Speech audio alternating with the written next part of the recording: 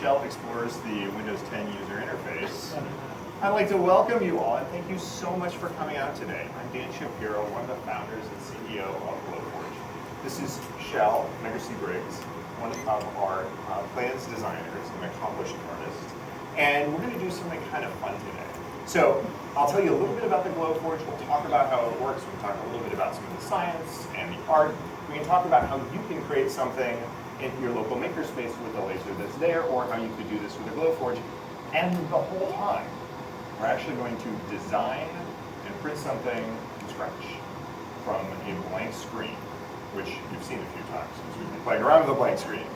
And in order to do that, it's going to take 3 collaborators. It's going to take 1 designer, it's going to take 1 narrator, and it's going to take 1 art director. So I'm wondering if there's anybody who would like to tell Shell about a bracelet that they would like, and describe a bracelet. Maybe share an animal with her that she could draw for a bracelet. No. Is there? No horse. And no horses. We have a strict no horse rule. Is there anybody? Oh, did I see a hand? Yes? Come on over. What's your name? Jenica? Did I get that right?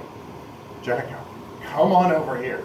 I'm going to introduce you to Shell. We're just going to kind of thread the winding cables and come over this way.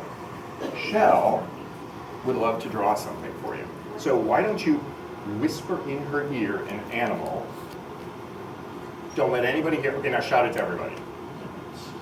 Puppy. Puppy! Excellent choice.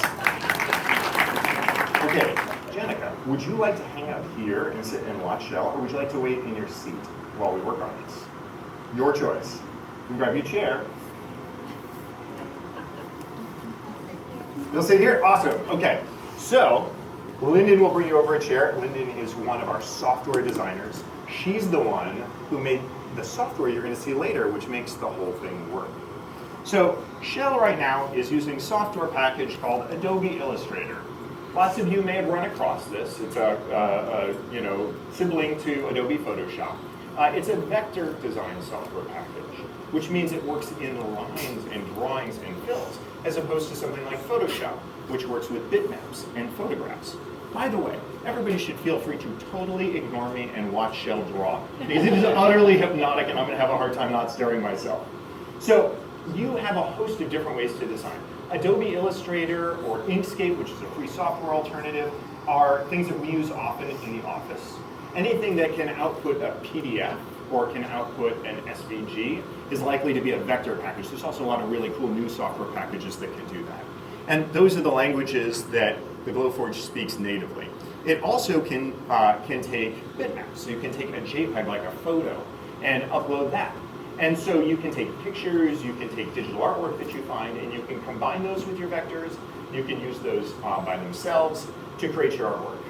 You can use CAD software, which will let you create really complex 3-dimensional products. Like if you go by our booth, you'll see an enormous dollhouse, which you can make on a Glowforge Basic just like this.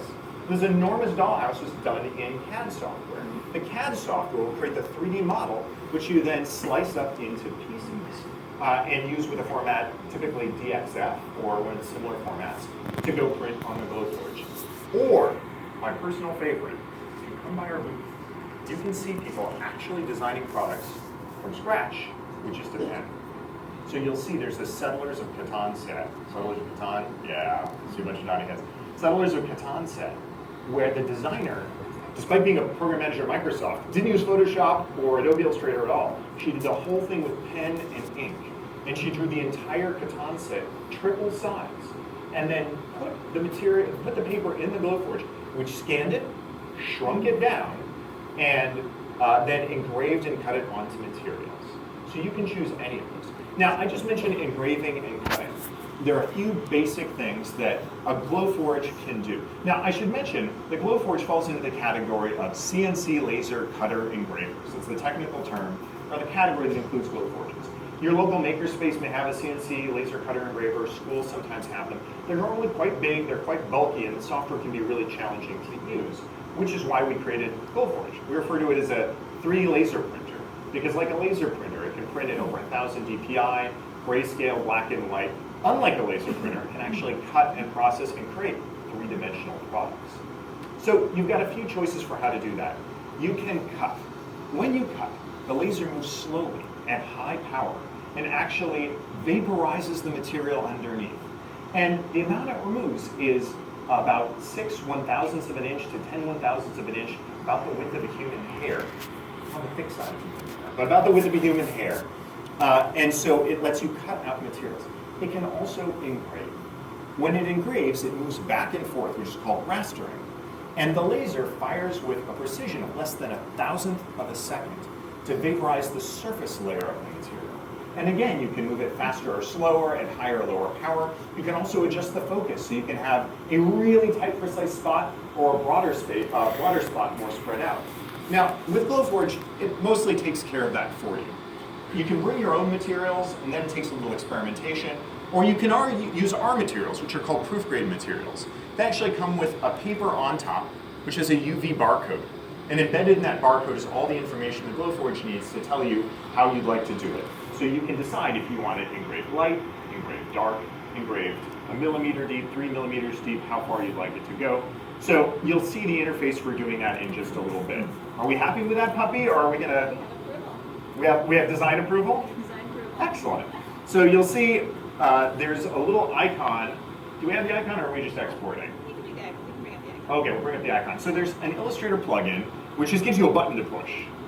And that button takes this design, turns it into an SVG, and then sends it to our cloud service for printing.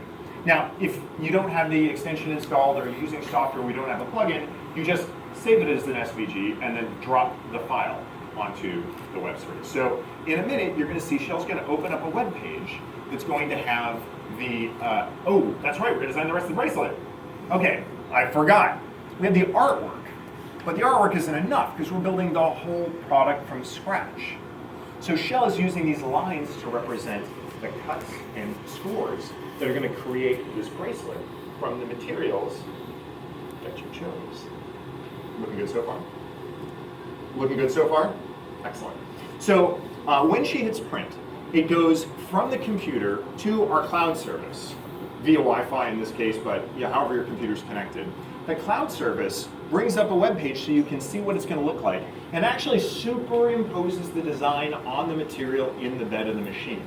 So as those of you who were here before probably saw, there's a camera right here in the lid, and anything that is in the bed will be shown in the browser, and you can just position everything on top of it.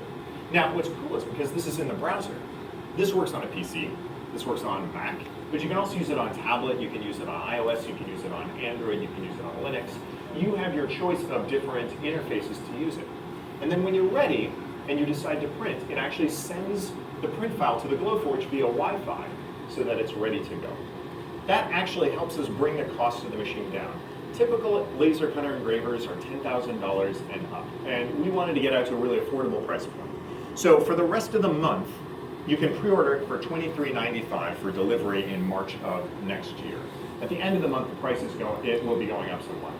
So if you are interested in doing this sort of thing, and you don't have a Glowforge yet, or you're not thinking about getting one, this is something you can do at your local makerspace as well. You create these designs and bring them in. And the way that it typically works is that the color represents doing an action. So color might represent a cutout, or it might represent one layer, one level of engrave. And you will be manually assigning what they call feeds and speeds. So the power and the speed of the head and focusing and so on to create this. So Sodo Makerspace, Metrics CreateSpace are both great local resources that have lasers available for public use. We happen to think this is a little easier way to do it, but want to be sure that everybody does. Okay, are you ready to put the material in? Is she ready to put it in? She's ready. Okay, so I'm going to open this up. Do you want to switch over to the, come on over, put it right there, and turn it over, because that's the sticker side. There we go. Is that good?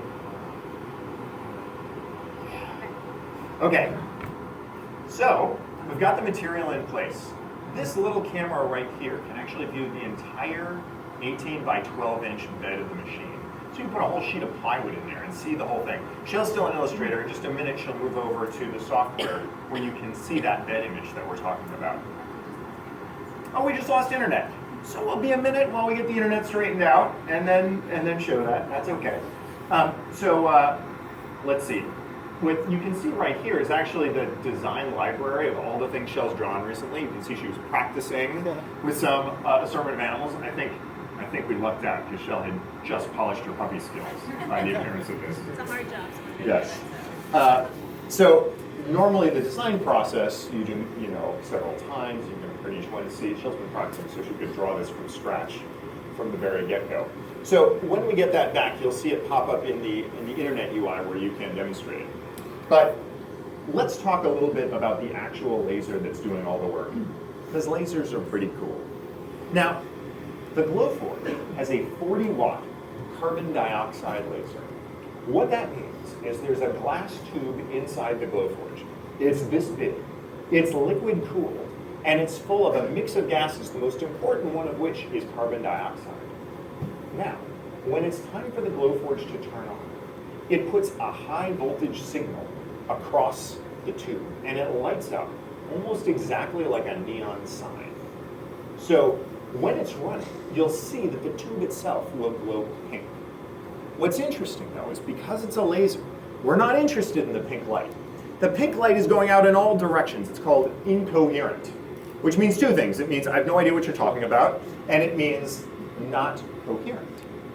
Coherent has a very special meaning when it comes to light. It means that every little bit of light, called a photon, is marching in lockstep.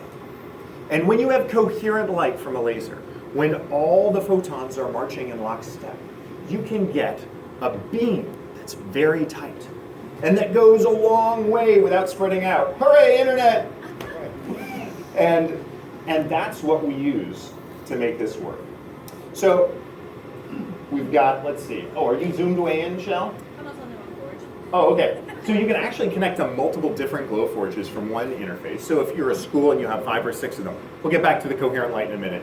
If you've got 5 or 6 of them, you can choose. You can see this one has been affectionately named Fingerforge.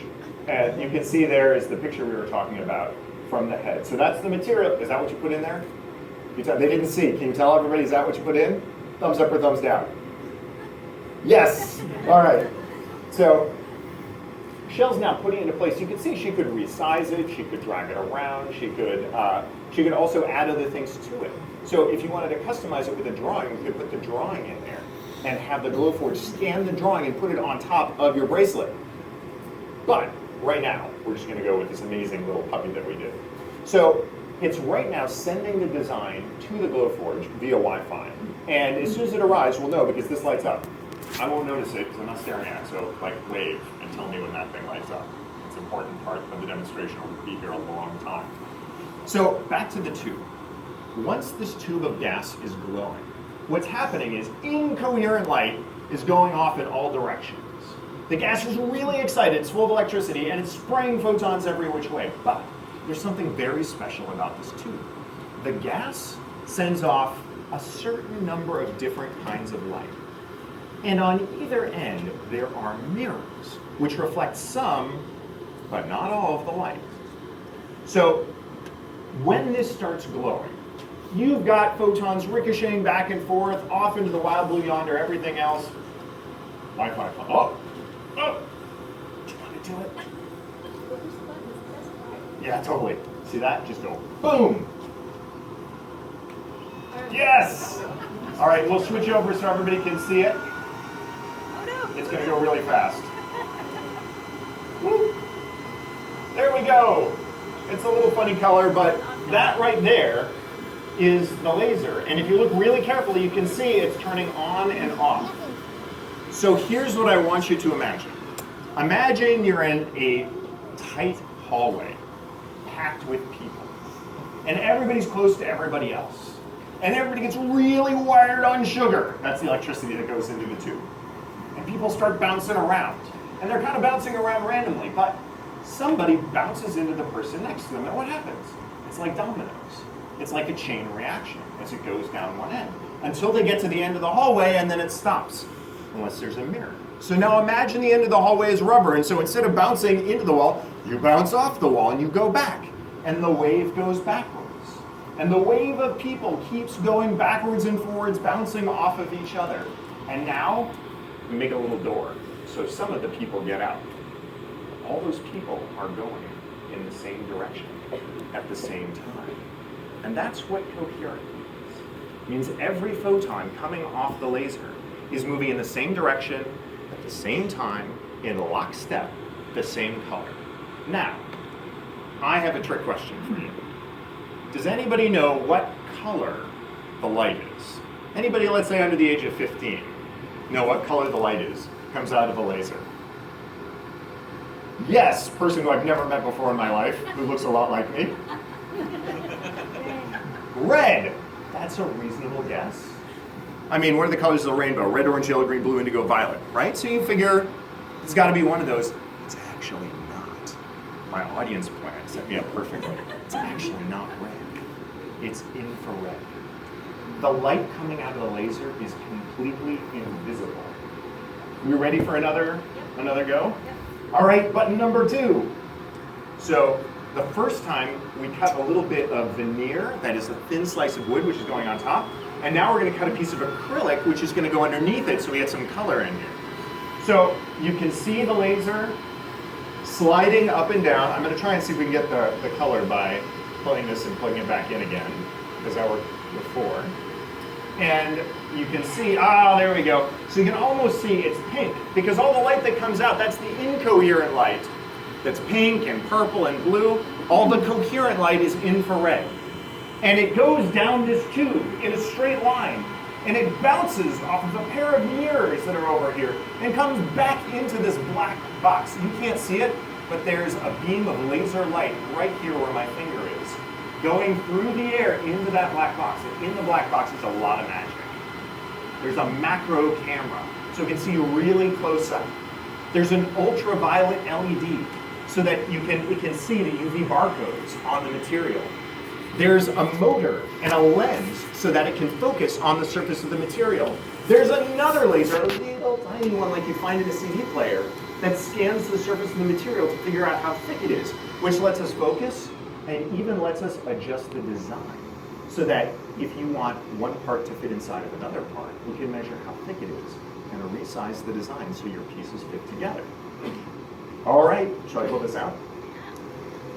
So we've got this, as I mentioned, the material is coated with this white paper, which does a couple things. It lets us print the barcodes on it.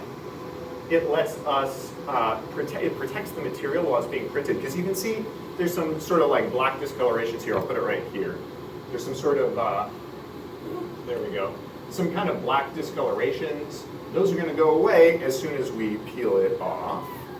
And also what's really cool is you can draw on it. So if you want to cut a piece of material in half, you just draw a line on it. And then you open it up in the software and you click on it and it will cut right over the top of your line. In fact, you can even design the entire product from scratch just by drawing it and having it engrave and cut your coaster from your pen drawing without anything else. So, one other really special thing about coherent light is that you can focus it to a much tighter spot than incoherent light. So, has anybody ever used a magnifying glass to burn a leaf? To make a really hot spot? Or a solar oven, which is like a huge magnifying glass and gets food really hot in a small area? That's all about taking a whole bunch of photons and putting them all in a really small space. It's called power density. Power density can do amazing stuff. Now, the laser only puts out 40 watts of energy. That's the same as a 40-watt light bulb. If you think about a 40-watt light bulb, that's kind of a small one. It's going to get hot, but it's not like, amazing vaporized acrylic hot. But when you take all that energy and put it into a coherent light beam, and then you use a lens to focus that energy down into a spot that's just a few thousandths of an inch thick, that's when really amazing stuff happens. That's when you can cut and engrave straight through the material and make these incredible kinds of designs. Related, using infrared light is important Because different kinds of light are absorbed or reflected by different colors. You probably know on a hot day, white things stay cooler and black things get warmer. Now, what's interesting is, if you shine a red light on something that's red, it's not going to get very hot because it's reflecting all the red light back at you. But if you shine blue light at something that's red, it's going to warm up. So different materials absorb and reflect different colors of light. Well, here's what's cool. Acrylic, leather, fabric, paper, wood, all the things that we love to make things with absorb infrared light really, really well. So they're very efficient at turning the beam from the laser into patterns that you can, or into projects that you can work with. So you can see I'm going to put a piece of, this is leather here, put a piece of leather down, I'm going to close the lid, and as soon as I close the lid, did you see it said your picture will be done before you know it. Again, this is actually a web browser that's running in Google's cloud that's talking to the Glowforge via Wi-Fi, and they're tightly linked. So as soon as that lid closes, it starts pulling up the image. So now it's taking the picture. It does take a while to move the whole image across conference Wi-Fi. It's been very good, but the Wi-Fi is a little busy. But in just a minute, you'll see it pop up here, ready to go. And then again, you can drag this around. If you're on a tablet, you can drag it around with your finger, and you can figure out exactly where the design is going to go on the material and make the most use of your material. So this will be the last piece that we print, and then we'll be able to go assemble this and put it together. And so at this point, I'm going to take a question or two, because while we're doing this, I can take a couple questions, and then we'll have a final assembly. So if there's anybody who'd like to ask questions, put up your hand. Yes, my other non-audience plant who mysteriously looks like me. What's that? Don't have a question. Yes. I'm a teacher and I'm interested in this at the school. There's how, obviously it must be user friendly, so somebody needs to be trained on this and be an expert. So the question was, for school, is this something that's easy to learn, and is it something that needs special training? One of the things we really work to do with the Glowforge system is try to take out a lot of the specialized skill. So if you come by the booth, you'll see people, young kids, using a pen to go design a product from scratch. We also have a catalog where you can purchase patterns that are ready to go. Just click, and it is guaranteed to print every time. But to do really amazing creative stuff, it's going to be proportional to the skill you have with your design tool. So if, like Shell, you're able to be a maestro in Adobe Illustrator and design products from thin air, then you're going to get very different results than, like me, if you have trouble drawing things in a straight line and mostly go find cool stuff and, you know, trace it as best you can and work like that. So it's a really good reflection of folks' creativity. What's neat about it is the time you spend learning it is really about learning design tools that can last a lifetime, things like Adobe Illustrator or Photoshop or CAD software. The actual process of printing it is so simple, you might be missing it. It is as simple as you're going and hitting print on the thing, dragging it into place, making sure the Wi-Fi is working, which is what we have our little extra delay for, and then selecting whether you want to cut or engrave the results. In fact, do you want to show the flyout, the cut versus engrave setting, so people can see? This is really all there is to it. So you can pick cut, or if you wanted to engrave that shape instead of cutting it, you can see there's an option for that. If this had been wood, it would have given her 3 different shades that she could have chosen to engrave from. Now, you can also, so there she goes. She just told the Glowforge to pretend this is a piece of wood, and she's got different shades to choose from. She can also say, under the engrave, she can also say to score it, which means make a very razor-thin line that doesn't go all the way through the material. Yeah? Yeah, I was wondering, is this laser empowered to do etchings in copper like for a printed? The question was, can the laser do etchings into copper like a printed circuit board? So I'm going to answer that a couple of different ways. One is that you can do PCBs with a laser, but it requires you to spray on a coating and then use the laser to remove the coating. Because it turns out copper is a really good mirror for infrared light. You know, I was talking about how different colors are absorbed and reflected. Well, copper is really good at reflecting light, which is really bad if your goal is to heat up the copper.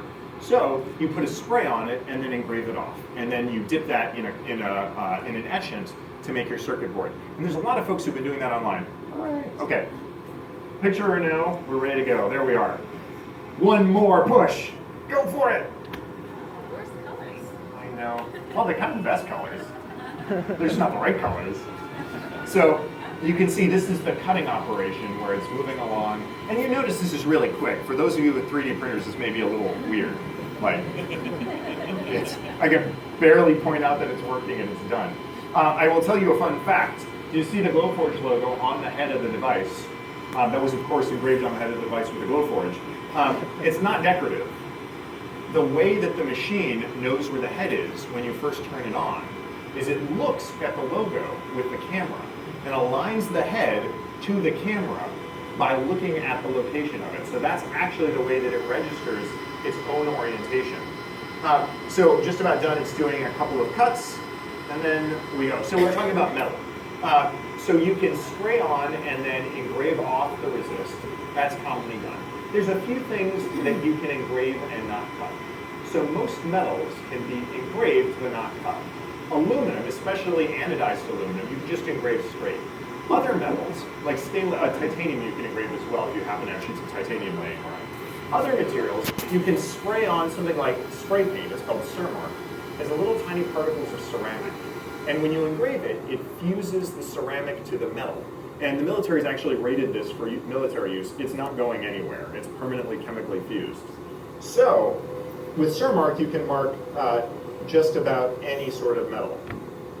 You can see and you guys remember, it wasn't like this was a design that was there before. Shell actually drew this while everybody was watching, so we could create this. And now the last steps, she's going to put these together. Almost done. With Cermark, you can engrave that. Glass is also another substance that engraves beautifully, but neither metal nor glass can be cut. So if you engrave glass, it frosts the surface, and it looks like if you'd sandblasted it or otherwise frosted the glass. And that's really cool for doing things like spice jars or the like. Glowforge can handle objects up to 2.5 inches deep in order to engrave them. And it can cut many materials that are 1/4 inch deep, a few materials that are 1/2 inch deep. So, we're behind our time. Great. Nearly there. Any other questions? Yes. Actually, using cameras a lot to calibrate the position of the print head and see how the cut is going. I always thought that CNC engravers and stuff just feel reckoning. Is it better? Is it cheaper? So the question was, most CNC machines, that's a category that includes milling machines, 3D printers, laser cutters, vinyl cutters. Most CNC machines use switches in the corners called limit switches. So the way they know where they are is they go up to the corner and they bang against the switches. We do something really different by using the camera in order to do that. And the question was, why? What does that get us? There's a few different things. One thing is, it helps save on the cost. Our goal is to take something that's normally $10,000 plus and get it down to the sub $3,000 price point, make it competitive with 3D printers. And while switches aren't expensive, it turns out that running the wires all the way around and getting them to go from the head and across the thing actually adds a non-trivial amount of cost. The second thing is, with the camera, we can actually grab images anytime the head passes under. So we can continually recalibrate and make sure that there are no problems as it goes, which allows us to keep an even tighter tolerance than we would otherwise. The third thing is, we had the camera, and we found out that it worked, so there was no need to go and add that. Although we do actually have an extra layer of redundancy, where if for some reason, if something happened, if the machine was banged, it would be notified and it would pause so that you could go and be sure everything was working. And finally, I had a $10,000 industrial carbon dioxide cutting laser imported from China installed in my garage prior to, and as the principal reason why I founded Glowforge. And one of those limit switches had one screw come loose. So instead of being fixed, it was wobbling. And what happened was, the machine went to go calibrate itself, and it went to go hit the switch. Instead of hitting it, it pushed it backwards and rammed into the side and knocked the entire machine out of alignment and did a fair bit of damage. So even though switches are really old technology, they're also really fussy technology. And so being able to do it entirely solid state was pretty neat. Are you ready to show off to everybody? Come on over. All right. Could you put your arm, you're now going to be a wrist model. Put your arm right there. And let's see. Ooh. Ah. Big round of applause.